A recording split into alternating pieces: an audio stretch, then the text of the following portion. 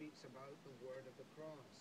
He has, in verse 17, said that his preaching of the gospel has not been with words of human wisdom.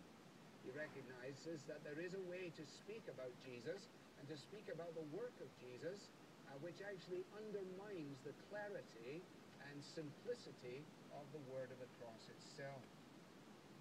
I would turn perhaps just to two other verses by Paul that would help us unpack this. The first would be the third verse of 1 Corinthians 15, where he says, "For I received from the Lord what I also passed on to you as of first importance, that Christ died for our sins according to the Scriptures."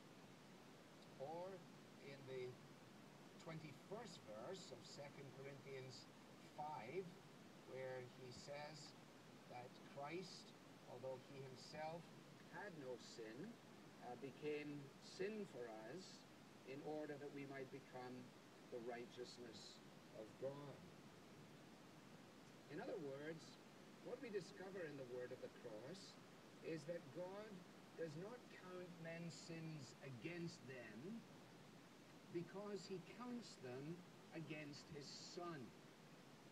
There is an approach to the story of the cross which is little more than sentimentalism. We may, if we're not careful, think that when people speak in these terms, that they're actually commending to us the teaching of the cross as we have it in the New Testament. A story that goes along the lines of the fact that Jesus was a good and a kind man, and despite how good and kind he was, cruel and wicked people had nailed him on a cross. And despite the fact that they did, he let them off, and we ought to let people off as well. And since he was kind, we should